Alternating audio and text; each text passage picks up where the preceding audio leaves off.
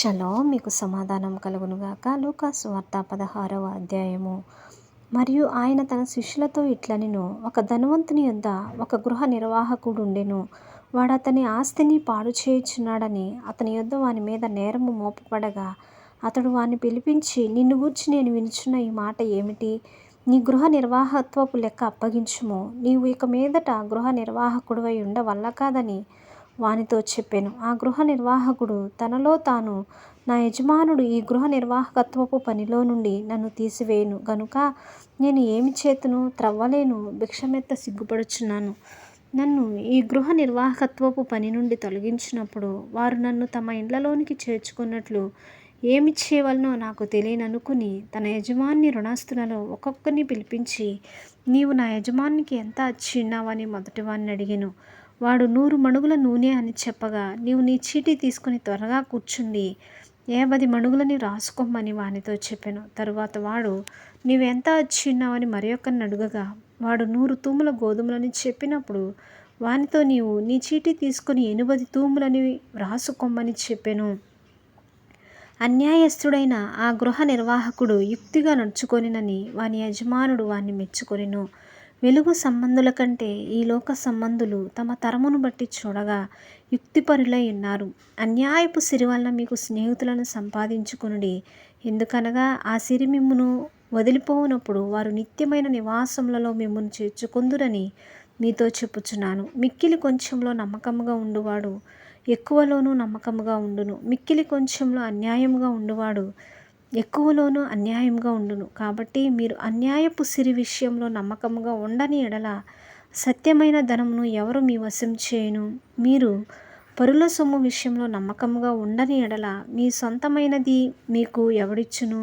ఏ సేవకుడును 2 యజమానులను సేవింపలేడు. వాడు ఒకరిని ద్వేషించి ఒకరిని ప్రేమించును, లేక ఒకరిని అనుసరించి ఒకరిని తృణీకరించును. మీరు దేవుణ్ణి సిరిని సేవింపలేరని చెప్పెను.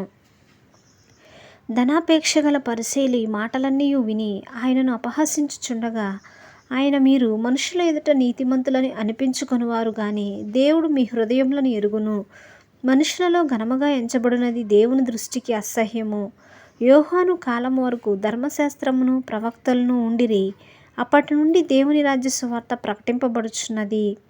ప్రతివాడును ఆ రాజ్యంలో బలవంతంగా చొరబడుచున్నాడు. ధర్మశాస్త్రంలో ఒక్క పొల్లైనా తప్పిపోవుట కంటే ఆకాశమును భూమియు గతించిపోవుట సులభము.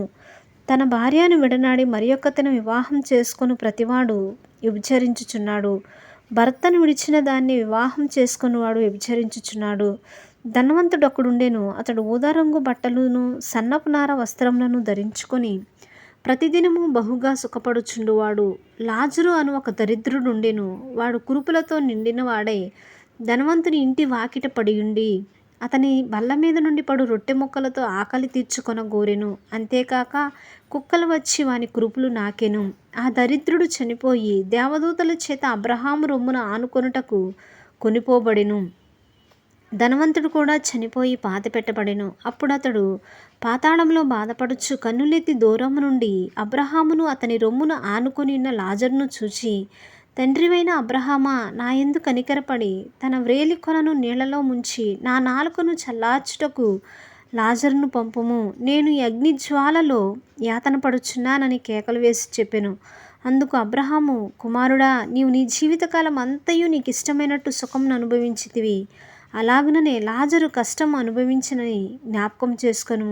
ఇప్పుడైతే వాడు ఇక్కడ నెమ్మది పొందుచున్నాడు, నీవు యాతన పడుచున్నావు. అంతేకాక ఇక్కడ నుండి మీ యొద్దకు దాట గోరువారు దాటి పోజాలకుండునట్లు అక్కడి వారు మా యొద్దకు దాటి రాజాలకుండునట్లు మాకును మీకును మధ్య మహా అగాధముంచబడి ఉన్నదని చెప్పెను. అప్పుడు అతడు, తండ్రి, అలాగైతే నాకు 5 సహోదరులు ఉన్నారు. వారును ఈ వేదనకరమైన స్థలమునకు రాకుండా వారికి సాక్ష్యమిచ్చుటకై నా తండ్రి ఇంటికి వారిని పంపవలెనని నిన్ను వేడుకొనుచున్నానెను. అందుకు అబ్రహాము, వారి యొద్ద మోషేయు ప్రవక్తలను ఉన్నారు, వారి మాటలు వినవలనని అతనితో చెప్పగా, అతడు, తండ్రివైన అబ్రహామా, అలాగనవద్దు. మృతులలో నుండి ఒకడు వారి యొద్దకు వెళ్ళిన ఎడల వారు మారుమనస్సు పొందుదురని చెప్పెను. అందుకు అతడు, మోషేయు ప్రవక్తలను చెప్పిన మాటలు వారు వినని ఎడల మృతులలో నుండి ఒకడు లేచినను వారు నమ్మరని అతనితో చెప్పెననెను. ఆమేన్. దేవుడు ఈ వాక్యాన్ని దీవించునుగాక.